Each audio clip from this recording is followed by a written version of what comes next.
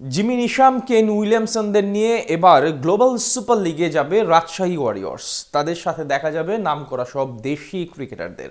বোলিংয়ে সাকিব, রিপন মণ্ডলদের পাশাপাশি ব্যাটিংয়ে দেখা যেতে পারে তামিম শান্তদের। এদিকে এরই মাঝে নিশ্চিত হয়ে গেছে টুর্নামেন্টের 3 দল। পাকিস্তান, অস্ট্রেলিয়া আর ইংল্যান্ডের শীর্ষ ফ্র্যাঞ্চাইজির সাথে লড়াই করতে হবে বিপিএল চ্যাম্পিয়নদের।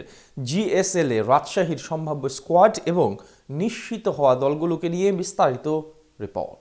এখন পর্যন্ত গ্লোবাল সুপার লিগে 2 আসরে 2বারই বাংলাদেশ থেকে অংশ নিয়েছিল রংপুর রাইডার্স। সেখানে একবার শিরোপা জিতেছিল আর একবার হয়েছিল রানার্স আপ। সেখান থেকে বলা চলে এখন অব্দি টুর্নামেন্টের সবচেয়ে সফল অংশগ্রহণকারী দেশটির নাম বাংলাদেশ। এবার বিপিএল থেকে চ্যাম্পিয়ন হিসেবে অংশ নেওয়ার কথা রাজশাহী ওয়ারিয়র্সের, যেখানে একাধিক নামিদামি তারকা ক্রিকেটারদের নিয়ে যাওয়ার জন্য এরই মধ্যে চেষ্টা শুরু করে দিয়েছে তারা।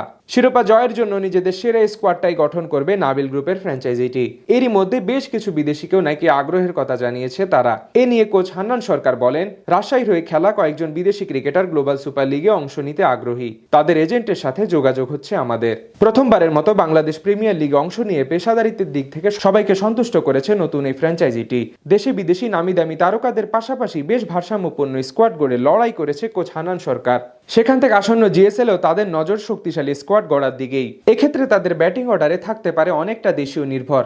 দেশীয়দের মধ্যে তানজিদ তামিম, জিশান আলম, ইয়াসির আলী রাব্বিরা আছেন। আসন্ন জিএসএল এর সময় বাংলাদেশের টেস্ট সিরিজ থাকার কারণে অধিনায়ক নাজমুল হাসান শান্ত এবং অভিজ্ঞ ব্যাটার মুশফিকুর রহিমকে নাও দেখা যেতে পারে। তাদের সাথে টপ অর্ডারে দেখা যেতে পারে সংযুক্ত আরব আমিরাতের অধিনায়ক মোহাম্মদ ওয়াসিমকে। ফাইনাল পর্যন্ত থাকা সাহিবজাদা ফারহান আন্তর্জাতিক ব্যস্ততার কারণে না থাকলেও ওয়াসিমকে পাওয়া যেতে পারে। এবার বিপিএল এর রাজশাহীর হয়ে 4 ম্যাচে 188 রান করেছিলেন, প্রায় 63 গড় এবং 155 স্ট্রাইক রেটে। তার মতো একজন ব্যাটার গায়নার কন্ডিশনে হতে পারে দলের জন্য ট্রাম্প কার্ড। এছাড়া মিডল অর্ডারের জন্য দেখা যেতে পারে যুব বিশ্বকাপ জয়ী অধিনায়ক আকবর আলীকে।